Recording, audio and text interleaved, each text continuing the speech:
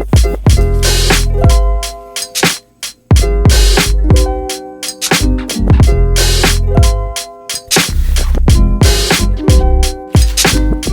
disclaimer before we begin, I'm not trying to condemn or judge anybody in this video. The position I hold is a loving one, and no matter who you are or how you identify, even though I might not agree with you, please know that this video is me coming from a place of love and care for my country, my generation, and the human race, not judgment. Among people aged 10 to 24, suicide is the second leading cause of death, and LGBTQ youth are significantly at risk, contemplating and actually committing suicide at around 4 times the national rate for all adolescents, according to a study conducted by Hedegaard, Curtin, and Warner in 2018 and the Trevor Project. Identity is an idea that now more than ever is evolving rapidly. If you ask someone off the street to define it, they will give you a radically different answer than someone you might ask a block down the road. It's undoubtedly an intrinsic quality of humans, whether you believe that it comes from yourself or that it's bestowed upon you by some higher power. And the way we present ourselves to others is determined by who we believe ourselves to be, our identity. But surely the foundation upon which our identity is based must be something firm, something immutable. Otherwise, there'd be no continuity to who we were as people. If the person I am today is defined by my own state of mind, I'm a completely different person than I was yesterday, and the day before that, and the day before that. How can I possibly form relationships and be held accountable for things I've done if I constantly change my identity with how I feel? There really isn't any way to define identity without bringing worldview into the question with it. Our identity and perception of ourselves is firmly grounded in the way we perceive the world, whether through a religious lens or a secular one. Ask anyone religious and they will almost certainly tell you that their identity is based in something higher than just their body or their mind, or the state of either. But ask someone non-religious and they will certainly tell you that there is nothing but the body and the mind. I'm gonna need to call on my friend, Professor Josh, for this next bit. In order to analyze this issue to the best of our ability, we must first put aside all preconceived notions of religion and worldview. All personal grudges, prejudices, and bad experiences must be forgotten just for a moment. Okay, I'm done, sorry. Okay, let's examine the issue of identity from a purely materialistic perspective. This means that my identity is defined by a multitude of things, namely my bodily state, my mental state, and my thoughts and actions. In some sense, it's my identity that's changing to match the state that my body's in.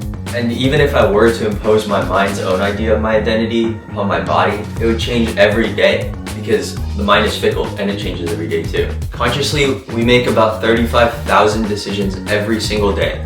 And if these decisions are based on nothing but just the fickle mind, then I can make complete opposite decisions every single day.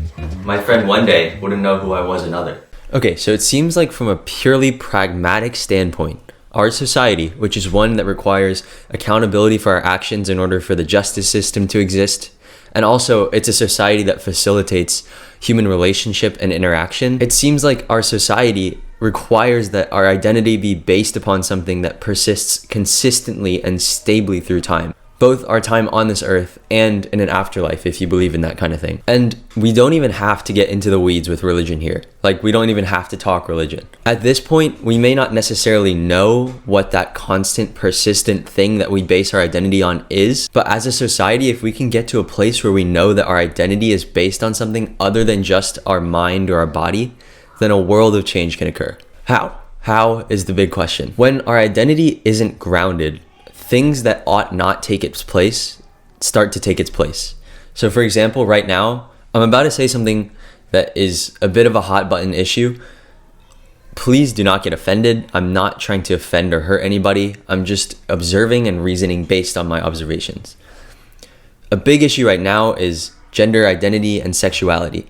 And a lot of our identity ideas are based around this idea of sexuality. And the reality is, if you really, really introspect, your gender identity is it's like this much of your identity, your entire identity. It's the shallowest, most top layer of your identity. There's so much more under it. But right now, it seems like the main thing that we focus on when we talk about identity. If you just ask someone about what their identity is, they'll give you pronouns. But that's like this part, it's the tip of the iceberg. I want to know what you like, what you hate, people you admire, where you think you'll go when you die, the things that you'll die for, why we ought to do good at all in the first place. I want to know all of these things that are infinitely more important than the pronouns you'd like me to address you as when we're talking to each other. Not trying to hurt anybody, because I know that it's important to some people, but I'm saying that that's really this, and there's all of this under it. And we're so fixated on this one thing that I think it's causing so many issues. But the answers to these questions, these deeper questions that uncover more of your identity, can only be found when your identity is based in something with more permanence than just your material body. Another example of this would be focusing your entire identity on one worldly thing. For example, the stockbrokers on Wall Street in 1929.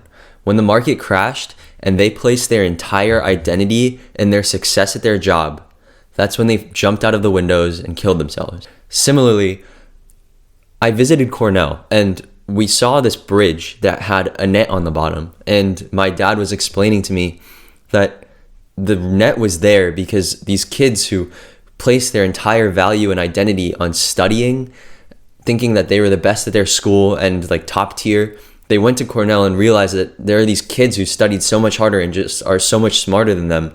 And since their entire identity was based on their intelligence, they jumped off this bridge, and that's why the net was there. Do you see? There has to be something more than just our material bodies that we can fall back on when all else fails. When illness takes a loved one, when you lose a job, when you have too much debt to repay, there has to be something to fall back on. And I can tell you for sure, with absolute certainty, that what you fall back on won't be your gender identity, it won't be how you look, it won't be the people you know, it won't be how cool you are. And once we found ourselves in this corner, there is a single way out. There's one window, and that's God. The only way we can be grounded when everything else is shaking is if we have a purpose that's higher than our own. Otherwise, there's no reason to live when doom is so impending and people are so fickle and life is so fragile.